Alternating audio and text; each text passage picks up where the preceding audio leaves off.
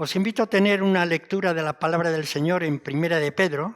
Vamos a seguir estudiando en Primera de Pedro y vamos a abrir nuestras Biblias en el capítulo 2 de Primera de Pedro. Vamos a analizar hoy solamente hasta el versículo 10 y ya continuaremos la semana próxima con el versículo 11.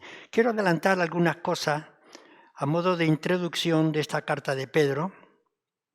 Esta carta se ha sugerido, como otras, fueron llamadas cartas universales o cartas católicas, porque iban dirigidas a las iglesias en general, o a la iglesia en general, a diferencia de otras. Por ejemplo, la carta cuando Pablo escribe a los corintios, escribe a los gálatas, a los filipenses, son cartas muy específicas para determinadas iglesias, pero esta carta y otra se le llama cartas universales porque están dirigidas de una manera generalizada a las iglesias en general.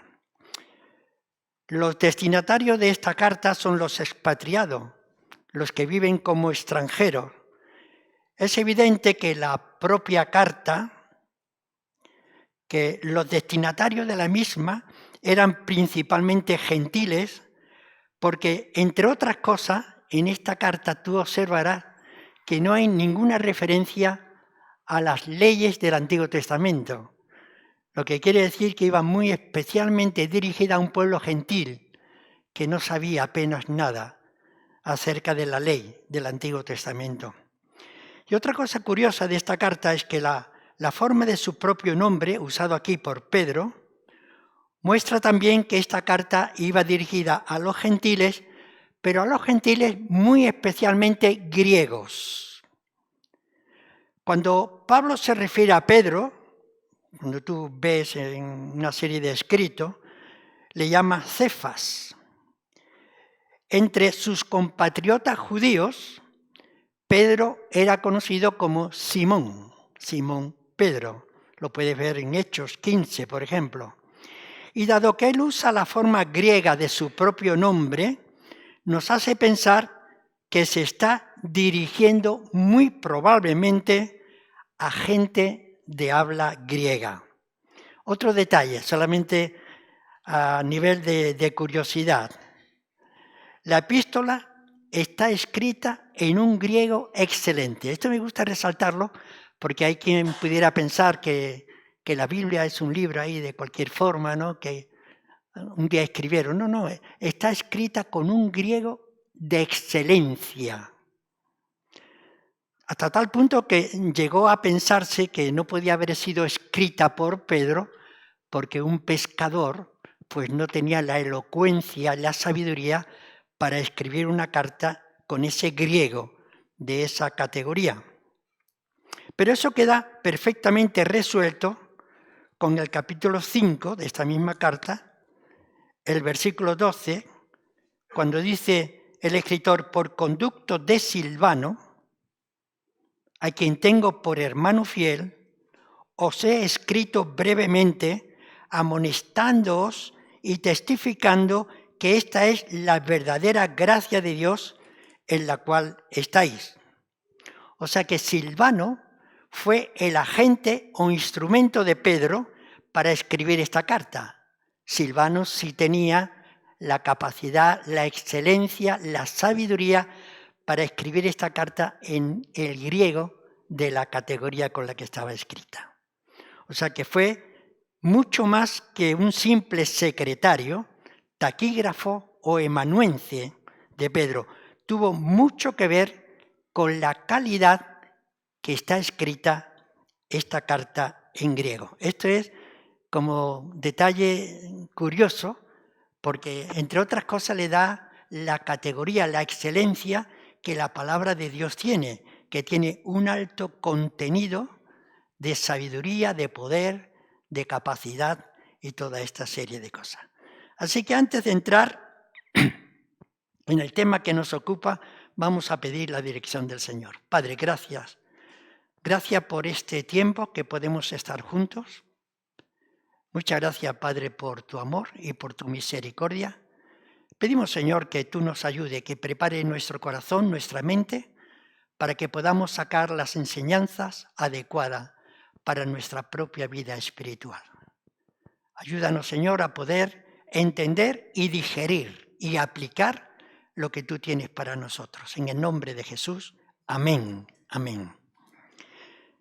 Hay una frase que siempre he procurado aplicarme y siempre he procurado decirlo, que ningún cristiano puede permanecer tal cual, ¿no? Es muy típico que alguien dice, pues yo soy así.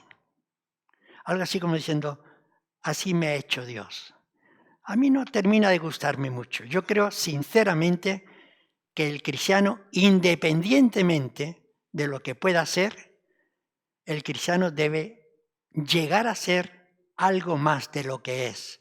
Porque es la influencia del Espíritu Santo, la renovación, el poder del Espíritu, el que transforma, el que renueva, el que cambia. Y esa es la razón de las cartas, estas cartas universales. Tiene un mensaje de renovación para los cristianos. Como quiera que hemos nacido a una nueva vida, el apóstol insta a sus lectores a vivir en conformidad con nuestra nueva condición. Hay cosas en las cuales el seguidor de Cristo tiene que despojarse. La idea que presenta el texto equivale a algo así como a quitarse la ropa que uno viste. Hay cosas en las cuales el cristiano tiene que desprenderse, como se desprendería de la ropa sucia y contaminada. Por eso me gusta mucho la alabanza que nos habla de la santificación, de la entrega.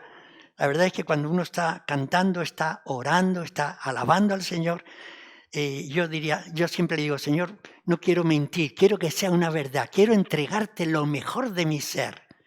Cosa difícil, pero uno tiene que intentarlo, uno tiene que poner todo el empeño, todo el esfuerzo. Por eso cuando hablamos de santificación, tenemos que pensar que es algo así como de dos caras. Por una parte, implica el despojarse de aquello que no está bien, que no está adecuado, que no corresponde a la vida de un cristiano, y por otra parte está el revestirse del bien que necesitamos.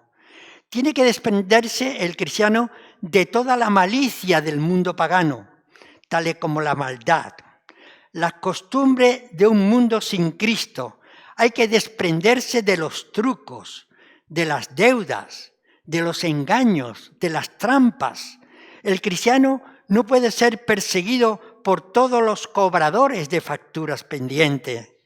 El cristiano tiene que caracterizarse por ser cumplidor en su trabajo, no engañador, no usurero, no abusivo y mucho menos estafador.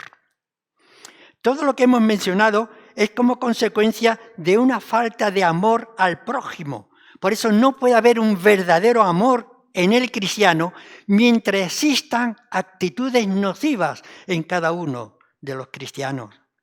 Se menciona la primera parte que hemos leído, dice el versículo 1 del capítulo 2, desechando pues toda malicia, todo engaño, hipocresía, envidias y todas las detracciones. Desead como niños recién nacidos la leche espiritual no adulterada, para que por ella crezcáis para salvación, si es que habéis gustado la benignidad del Señor.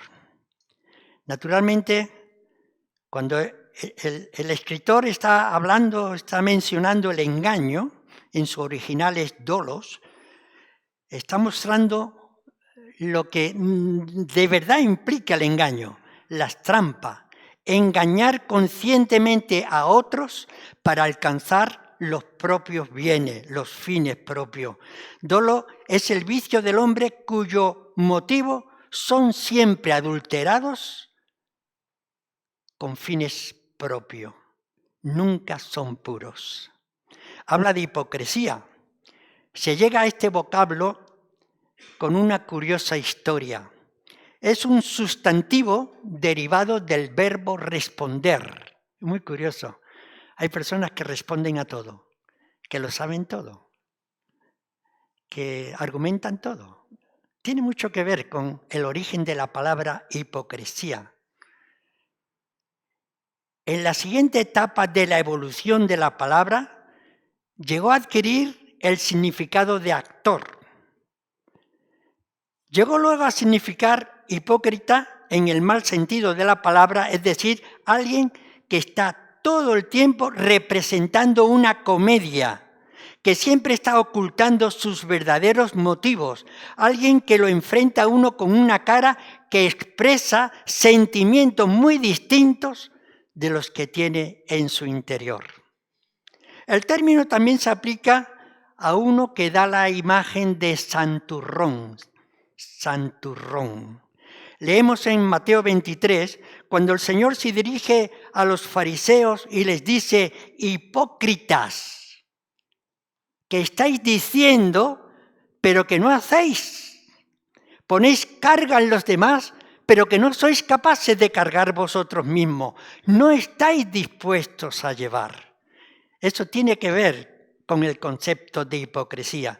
Yo entiendo que todo esto es muy difícil de poder digerirlo y de poder entenderlo y sobre todo poder interpretarlo en nuestra propia vida. Es muy difícil que lleguemos a comprender que somos hipócritas o que engañamos o que tenemos envidia. ¿Quién es capaz aquí de decir que es envidioso? Es algo muy, muy complejo, es algo muy difícil. Pero fíjate, otra de las cosas que menciona es la envidia. Bien puede decirse que la envidia es lo último en morir.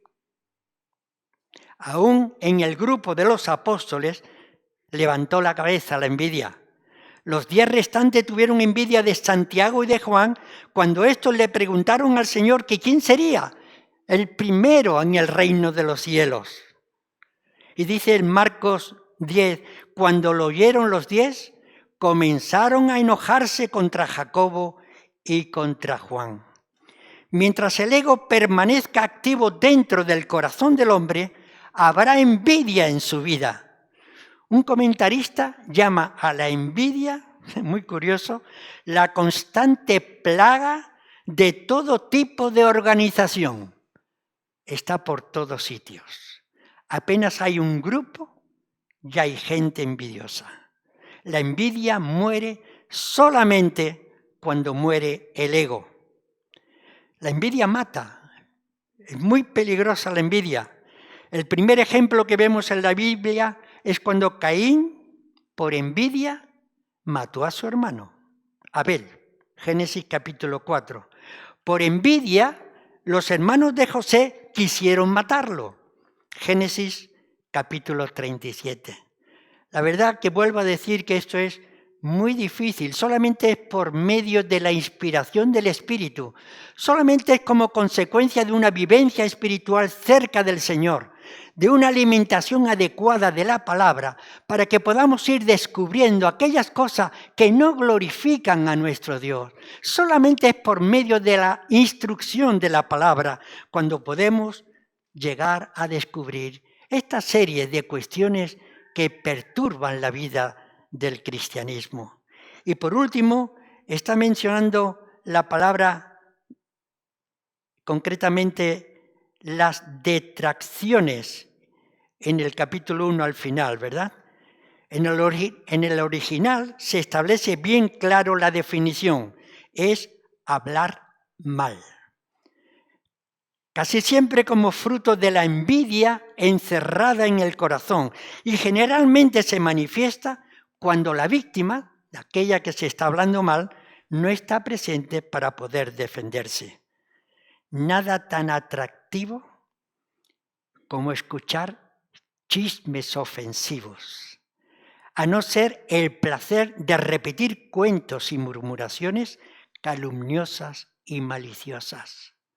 Por eso Pedro está escribiendo y lo está haciendo de una manera muy clara. Es muy curioso que las personas que de alguna manera, actúan así son personas que se juntan entre sí.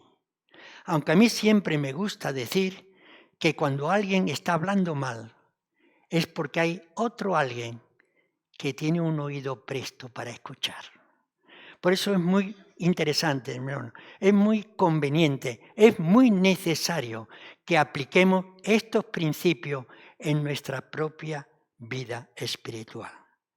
Mientras que estos son de las cosas que tenemos que despojarnos, aquí el apóstol empieza a hablar ahora de las cosas que tenemos que adquirir, aquello que tenemos que desear.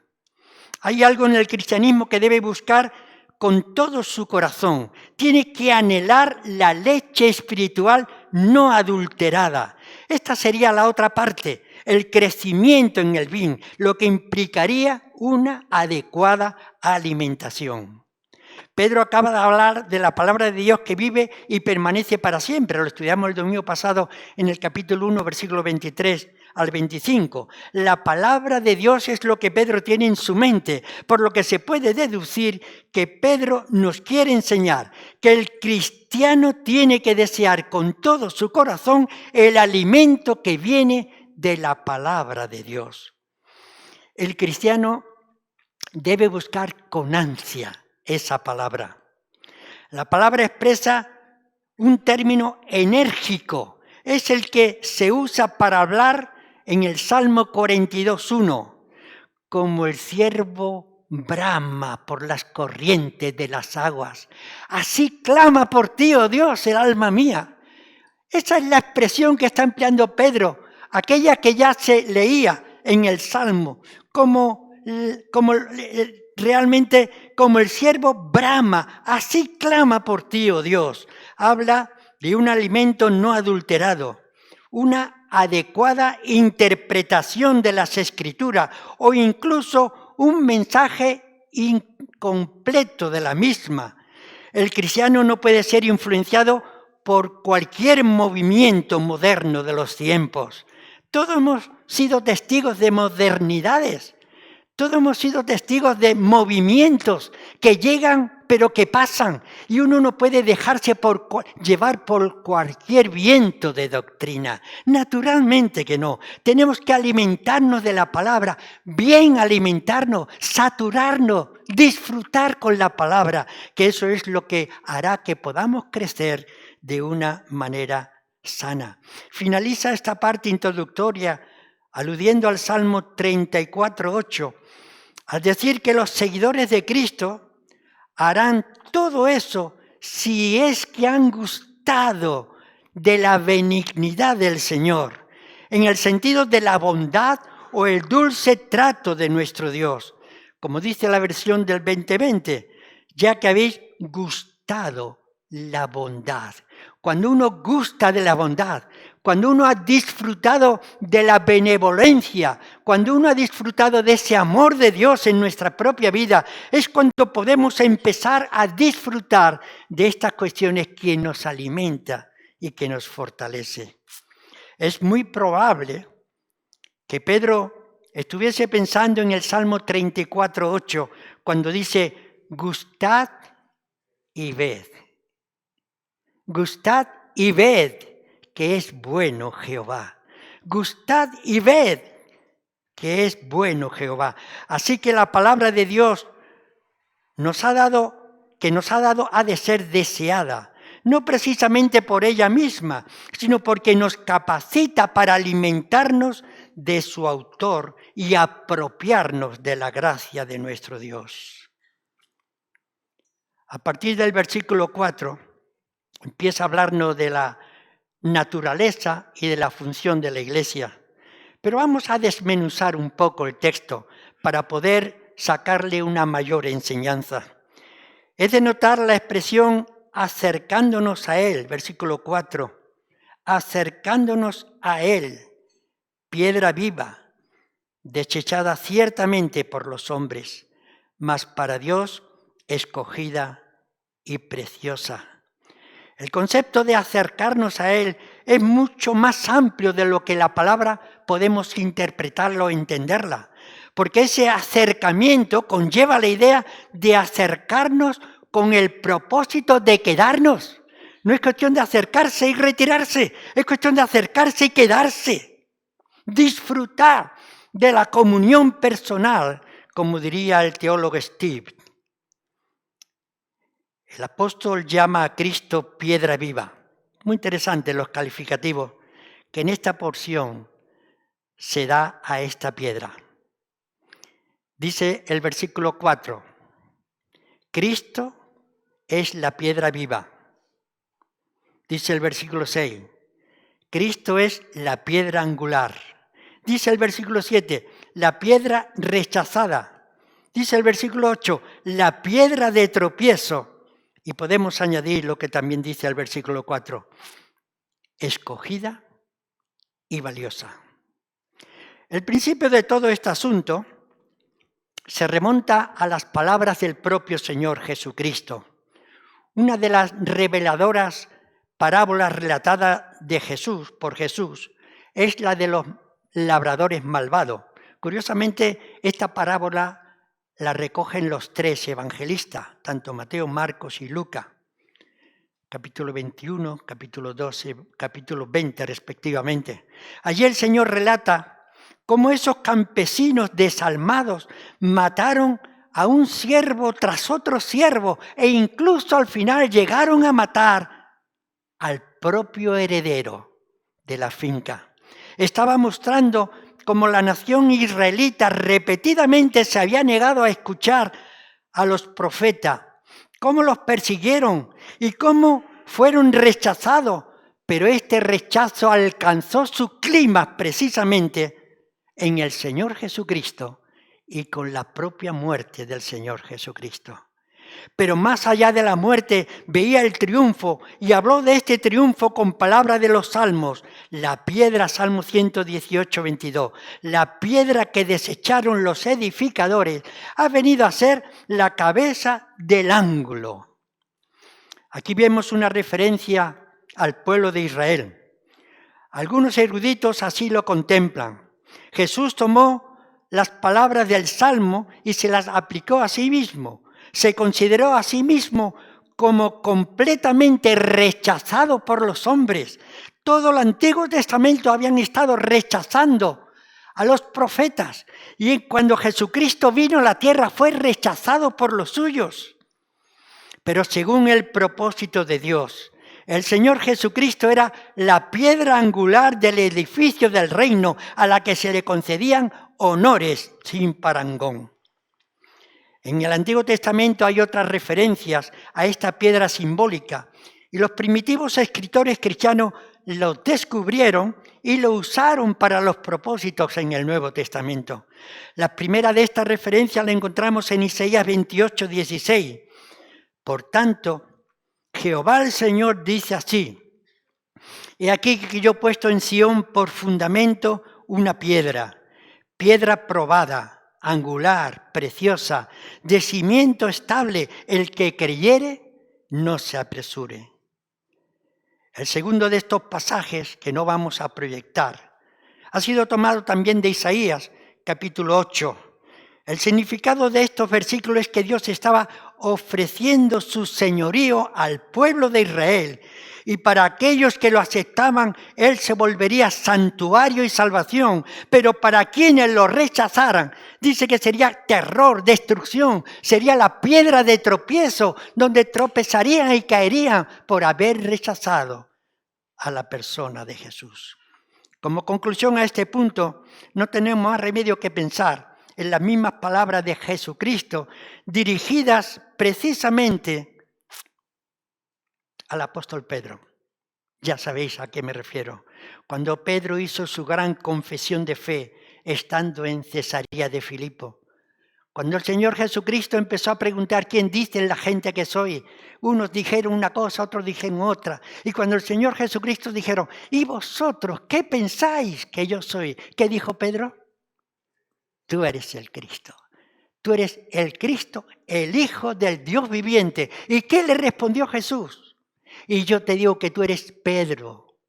Y sobre esta piedra, sobre la confesión que tú acabas de hacer, sobre la manifestación que tú acabas de dar, yo edificaré mi iglesia sobre la fe del creyente será fundada la iglesia. Eso es el significado. La iglesia está edificada sobre la fe del creyente fiel. El creyente es como un ladrillo en el edificio de la iglesia, edificado por la fe en el propio Señor Jesucristo.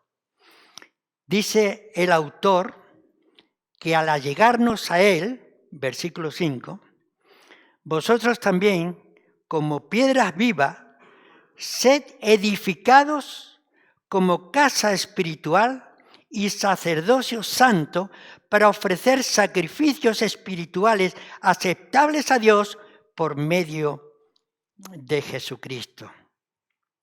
Llegamos a Él.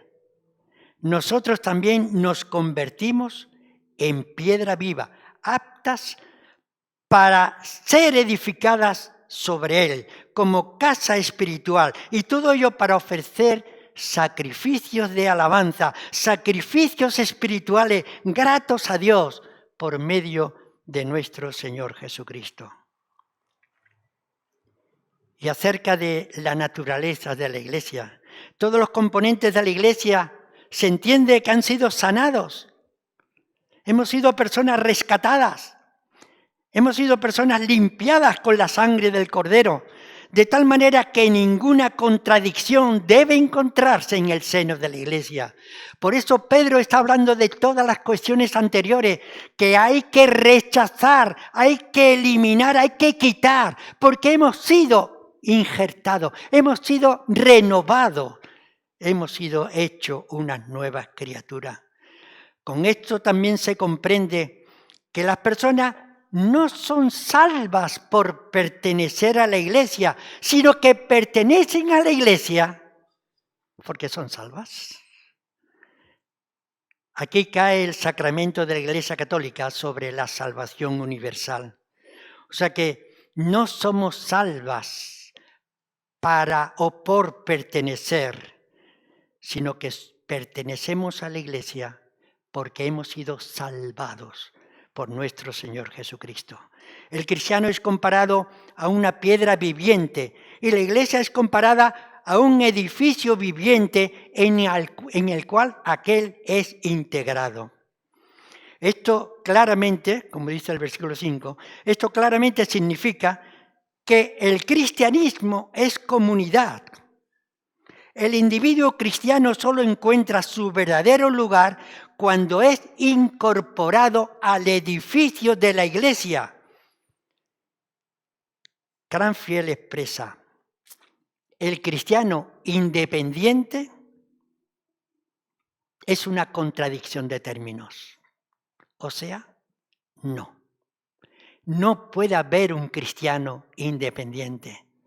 No es cristiano. El cristiano tiene que estar incorporado en el edificio de la iglesia, porque está bien claro, mientras el ladrillo permanece aislado, no tiene ninguna utilidad. Ya hace muchos años decía yo así algo parecido, porque mientras que el ladrillo esté fuera, no sirve nada más que para que la gente lo robe, pero ya ni eso, nadie quiere un ladrillo, ¿verdad?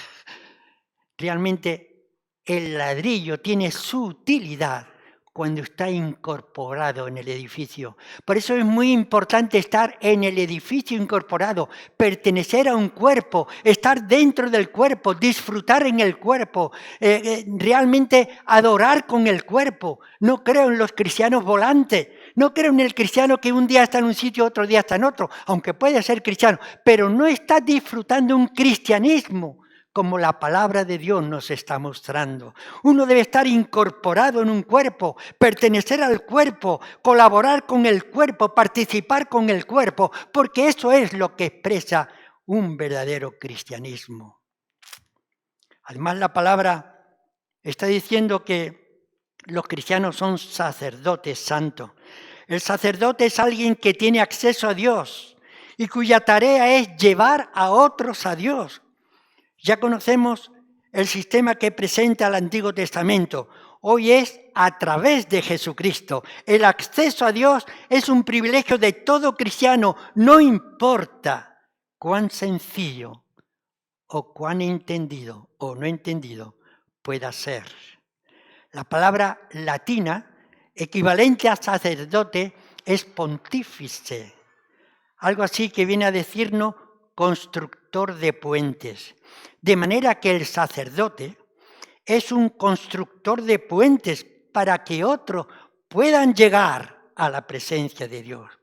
Por eso el cristianismo tiene el deber, tiene el privilegio de conducir a otros a aquel que es el Salvador, a quien Él mismo ya ha encontrado un día, que encontró un día y que ama. Somos constructores, somos aquel puente que tenemos que llevar a otros a la presencia de Jesús. Es un cristianismo activo, uno que desea dar aquello que tiene, porque es lo más hermoso, lo más maravilloso que nos ha podido encontrar en esta vida.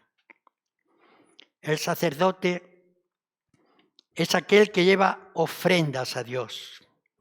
El cristiano también tiene que llevar continuamente sus ofrendas a Dios.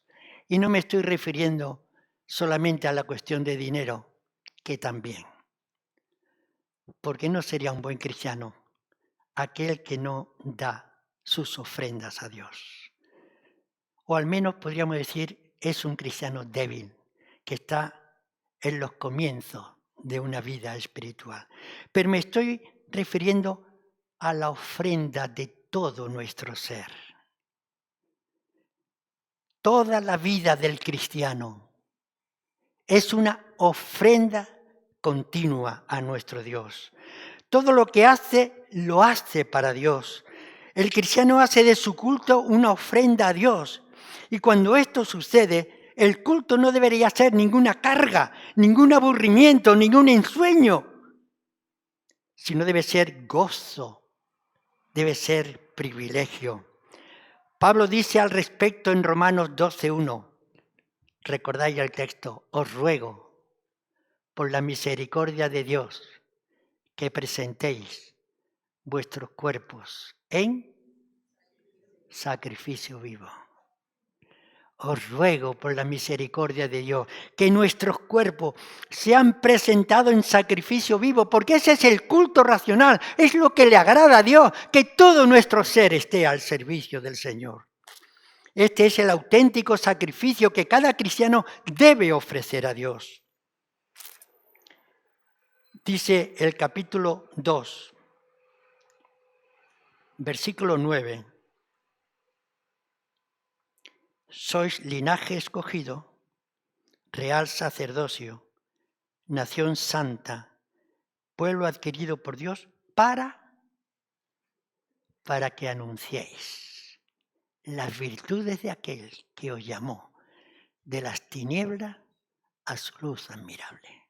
El cristiano es aquel que hace puente y en ese puente comunica lo que Dios ha hecho en nuestra vida.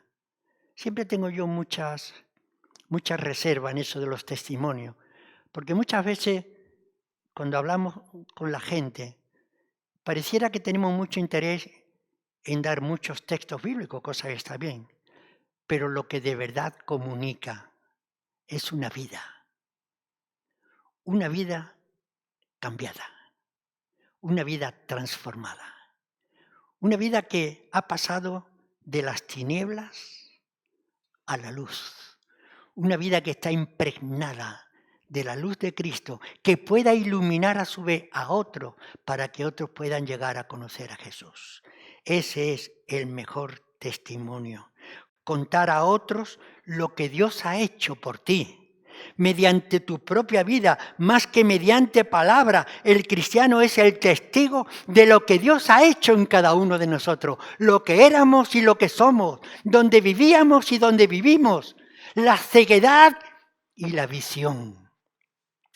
Y aquí está la gloria de la iglesia. Dios ha llamado de las tinieblas a su luz gloriosa. Cuando llegamos a conocer a Cristo, llegamos a conocer a Dios, porque dice Juan 14:9, el que me ha visto a mí, ha visto al Padre. A quienes no eran pueblo de Dios, le ha hecho pueblo suyo. Está citando a Oseas en el capítulo 1, versículo 6. y 9, 10 y 2, 1, 23, que no lo vamos a proyectar, pero lo podéis ver. Esto quiere decir que el cristiano es promovido, fíjate que es muy interesante y muy importante, el cristiano es promovido de una condición de insignificancia a una condición de mucho significado. No éramos nada. La palabra lo expone muy claro. Ni siquiera erais pueblo. Ahora sois pueblo de Dios. Porque ha sido escogido por Dios. Porque ha sido rescatado, limpiado. Porque ha sido liberado de la esclavitud del pecado. La grandeza del cristiano reside en que Dios nos ha elegido para que seamos suyos y para que le sirvamos en este mundo. No hay cristiano que pueda ser ordinario desde el momento que es un hombre de Dios, un hombre que ha sido salvado, un hombre que ha sido regenerado. El cristiano es rescatado de una condición sin sentimientos. Estuve buscando a ver si la palabra más adecuada sería asentimental, pero podemos entenderlo perfectamente. Una persona que no tiene sentimiento, que lo mismo da 8 que 80 a una persona con sentimientos. Eso es lo que hace el Señor en la vida del ser humano. Una persona que es incapaz de sentir a una persona que vive. Naturalmente una persona que tiene el corazón muerto no puede ni pensar ni sentir, pero ha sido un corazón renovado, ha sido un corazón nuevo el que el Señor ha puesto en nuestra vida. Y es cuando empezamos a tener sentimiento, es cuando empezamos a sentir, a sufrir, a llorar, a reír. Esta noche escuchaba una entrevista curiosa, que yo no sé cómo voy a ser capaz de decirlo mañana, porque fue muy interesante. Dice que estaba hablando de los robots, que ahora con inteligencia artificial iban a llegar a hacer barbaridades. Entonces dieron una serie de ejemplos de lo que por medio del robot hoy la sociedad está haciendo. Pero que le preguntaron a uno de estos de inteligencia artificial, le preguntaron que qué es lo que sería más desgraciado. Y el robot contestó, lo más triste para mí es que nunca llegaré a sentir amor. Solamente se siente amor cuando tenemos la semilla del Señor en nuestra vida. El auténtico amor que ama sin esperar nada, sin pedir nada. Y eso es algo fruto de la obra del Espíritu Santo en nuestra vida. Hemos leído una serie de frases que vienen a resumir lo que sería la función de la Iglesia. Dice, nación santa, real sacerdocio, pueblo adquirido por Dios. Porque Pedro está impregnado del Antiguo Testamento, ya que estas frases son una descripción del pueblo de Israel. Proceden de dos fuentes principales. En Isaías 43 dice, este pueblo he creado para mí, mis alabanzas publicará. Y en Éxodo 19, 5 y 6 dice, ahora pues, si diereis oído a mi voz y guardareis mi pacto, vosotros me seréis mi especial tesoro sobre todos los pueblos, porque mía es toda la tierra, y vosotros me seréis un reino de sacerdotes y gente santa. La grandiosa promesa de Dios a su pueblo se están cumpliendo en la Iglesia, porque la Iglesia es el nuevo Israel, el Israel de Dios. Todos estos títulos están llenos de significado. Con el vocablo pueblo se da a entender que todos los creyentes, sin diferencia de ninguna clase, forman la Iglesia de nuestro Dios. Indica algo que se adquiere para poseerlo en exclusiva, porque se ha pagado un precio por ello, como dice Corintios. El precio que se ha pagado es alto. Ha sido comprado con la sangre preciosa del Cordero. 1 Corintios 6:20. Además, este cristianismo es real sacerdocio. Cada uno de nosotros ejercemos este oficio cuando anunciamos a otro, como consecuencia de la obra del Espíritu, lo que Dios ha hecho por nosotros. Los cristianos son un pueblo escogido, es elegido para disfrutar del privilegio por medio de Jesucristo de una íntima comunión con nuestro Dios. El cristiano es elegido para obedecer. La relación con Dios está ligada a la obediencia. Hemos sido escogidos para cumplir la voluntad de Dios y no la nuestra. Hemos sido escogidos para servir. Hemos sido escogidos para ser diferentes de las otras personas. Tenemos que llegar a comprender que el cristianismo nos exige ser diferente a los demás. Los cristianos son un pueblo destinado a ser especial posesión de Dios.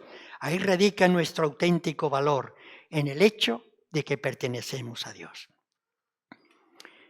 Y concluimos diciendo que la terminología del versículo 10 está haciendo alusión a Oseas, capítulo 1, versículo 10, cuando dice no, compadecida. Fueron los nombres que por mandato de Dios hubo de ponerle Oseas a una hija y a un hijo que tuvo de su infiel esposa Gomer. De donde también Pablo toma en Romanos 9, 25, 26, no mi pueblo. De ahí toma Pedro pie para decirle a sus lectores gentiles que por no pertenecer al pueblo judío, no habían pertenecido anteriormente al pueblo escogido de Dios, pero, que por la pura, libre y soberana gracia de Dios y mediante la obra del Señor Jesucristo, ahora sí sois pueblo de Dios y había alcanzado la misericordia de Dios. Romanos 9, 25, 26. Como también Oseas dice, llamaré pueblo mío al que no era mi pueblo, y a la no amada le llamaré amada. En el lugar donde se le dijo, vosotros no sois pueblo mío, allí seréis llamados hijos del Dios viviente. Bendito sea el nombre de nuestro Señor. Qué precioso privilegio, qué alegría más grande. Qué maravilla poder decir que cuando no éramos, a consecuencia de lo que éramos, el Señor nos levantó. Y hoy somos pueblo adquirido por Dios, para que anunciéis a otros las virtudes de aquel que nos llamó de las tinieblas a su luz admirable. Que el Señor te bendiga. Padre, gracias. Gracias, Señor, porque un día nos escogiste, porque somos tus hijos, porque nos has levantado. Queremos obedecerte sobre todas las cosas. Queremos glorificar tu nombre sobre todas las cosas. Ayúdanos, Señor, a poder ser fieles a ti. En el nombre y por los méritos de Jesús. Amén, amén, Señor.